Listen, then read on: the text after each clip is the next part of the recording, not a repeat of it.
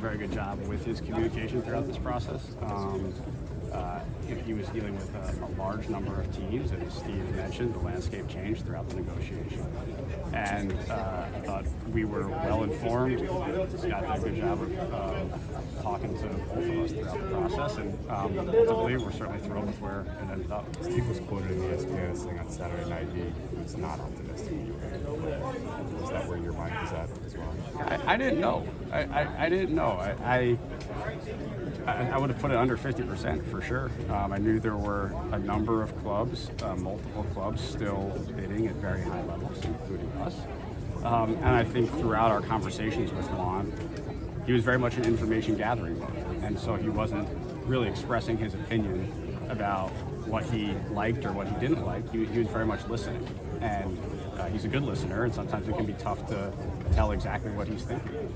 But ultimately, we're very happy that he made the choice he did. What is your level of concern from small market clubs are going to complain that you kind of reset the economics of the sport? I'm focused on the Mets and trying to win World Series with the Mets, and so I'm not particularly concerned about that. When you came over here 14, 15 months ago, is this potential move on your radar that, hey, you know, after the 2024 season, we're going to go in hard on Juan Soto? Yes. Did you talk about that in the initial meeting stage? Yes. What did you guys talk about? We talked about some of the generational players in our game, and the difficulty of accessing some of those generational players, and certainly Juan is one of them. You never know exactly where this is going to go, and you know if he was going to get an extension of some sort. But we did know that if he was going to be a free agent, we were going to make a very strong push. How valuable was the season you just had in making that pitch to him? I think Juan can answer that, but I think to show that as an organization we were a place and are a place that players want to play, that we have a culture where everyone, players, coaches, staff, enjoy coming to the ballpark every day and enjoy each other. I think that was part of it. Our on-field success was part of it. But Juan wants to win, and we want to win, and show to be able to demonstrate this past year that we have the ability to win. It's probably a part of his decision. How much does getting him sort of break down that wall now going forward for future guys who may have previously been on the fence? Do I want to come to New York?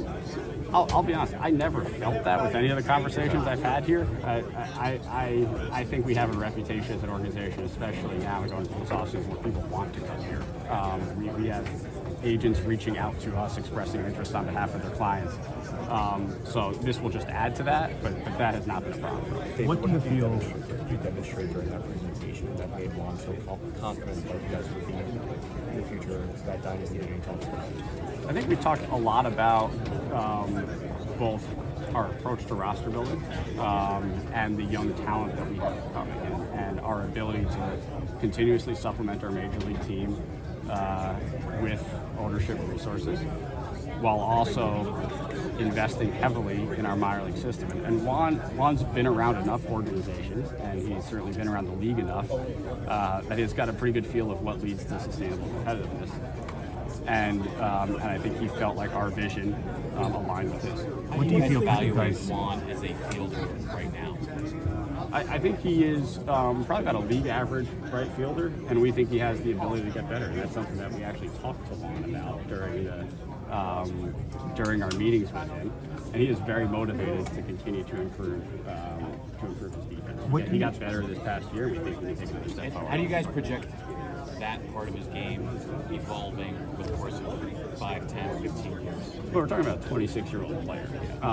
And so we're talking about a player that in a normal baseball universe, maybe a year or two into his major league career. So we are confident that there's a long period of time here that Juan's going to be right field. At what point did you realize? You talked about last year was the profile of the personality on top of performance. When you take a look at the fact that he turned down a 14-year extension and a 15-year extension because he had that much confidence in his game, what does that tell you about the player's confidence? Yeah, he believes in himself, and he should believe in himself. And we see that every time he's in the box, right? Like there's no question that Juan Soto believes in his ability to hit and compete against the best in the world. I think we have other players on this team who are like that as well. And so Juan's going to build on that. What do you David, how do feel you put you guys quantify over the top? In those moments where you guys were feeling less than 50%, what was it that put you guys over the top? Frankly, I still don't know. Over the course of time, and we've got a lot of time, Juan and I will get to know each other. And I'm eager to hear what made this decision for him. I do think Steve and Alex's involvement in this process, their genuine nature throughout this, this was not only a baseball decision, this was a family decision for them. If I were sitting across the table, that would make an impact on me. David, how do you quantify the role that Alex played in all of this? We've heard a lot about it, but what would you say? Look, Alex is instrumental in our organization as a whole, not only in this pursuit. She's very involved in everything we do. I think in many ways she sets the culture for the organization. And Juan was looking for a place, and I believe, that had a culture and a family-centered value set that I think Alex displays. Most of the baseball personnel decisions you make are just value-based. How much is this guy worth? Who should you trade for whom? This inherently seems a bit wider. What was it like for you, without really a lot of experience with deals of big deals, to go through this and try to make an evaluation on some non-baseball stuff? So frankly, it's fun. I mean, we're pursuing someone who's on track to go to Cooperstown, who's done things at an age that maybe no one, maybe one or two others in the history of baseball has ever done. And we had a legitimate shot to bring him into our organization. I mean, we all went into this, full forward. We need to make the best show of this that we can, both financially, from a baseball standpoint, from an organizational standpoint. There was complete alignment. David, do you think this changes? I know your goal with Steve is to be champions, but does this change it from want to must when you make moves? Look, I don't think this changes our goals or how we look at an organization. You don't. You make a move like this because the expectation is to win at a high level, win consistency, win championships. That was the expectation before this move, and it will continue to be the expectation. Does this move any sweeter because you've got a player the Yankees really want back? I having grown up here, having grown up a Mets fan, I understand how, for our fan base, that is the case. For me, I'm just glad we got the player. Didn't matter from where he was coming. I'm just glad we got the player. Did you consider the Yankees your biggest competition for this? Probably, but we didn't have a ton of visibility, and so it was tough to tell. But we knew he had a good experience there, and so we knew that was going to be a main competitor. With a player like conversations with him throughout this process, what did you learn about him that you didn't know before, and what are maybe some of the biggest takeaways that you described? The way he thinks about hitting is elite. I mean, this is not only a physically gifted athlete, physically gifted hitter. This is someone who spends a lot of time thinking about his craft, observing other players. There's a reason he's as good as he is, and I think a lot of it is the thought that goes into his approach and how he goes about his business. Hey, you've been with other organizations. Did you ever think a deal like this could be put together, this size, for a player? I think every time there's a deal that breaks a barrier, there's surprise, and then the industry moves on until the next deal that breaks the barrier. So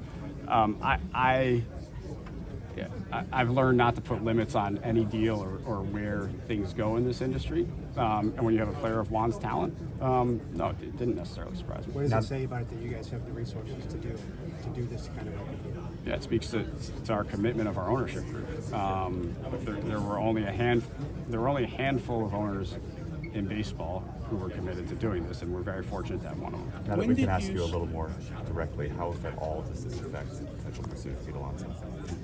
Look, I think this makes our team better. I'm not going to comment on any specific player pursuit, any specific player organization, player negotiation, other than what I've said previously, which is Pete's a great Met, and we'll see where the offseason goes. But budget-wise, you have the room to do something like that if you wanted to. We continue to have resources, and Steve and Alex continue to support us in very robust ways.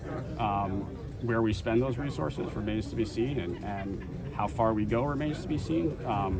But throughout their time here, Steve and Alex have supported the baseball initiatives to the fullest extent, and I'm very confident they'll continue to do so. Did you guys talk about a number this big before last week, or were you even surprised it got that high? I'm sorry? Did you guys talk about a number this big before like the last week, or were you even surprised it got this high? We talked about all sorts of different scenarios. If you had asked me at the start of this process, I probably wouldn't have said it would have gotten this high. By last week, probably wouldn't have surprised me. What about Marte? All right, a couple more. About Marte? Yeah. Starling's a part of this team, and I think he still has a role on this team. He's a pro. He understands how this works, but he still has a role on this team. David, how many months ago did you guys one. start on the presentations, the PowerPoints, the videos? Yeah, I think in general off-season preparation starts in August, and that's when this pursuit, the preparation for this pursuit started as well. All right. Thank you.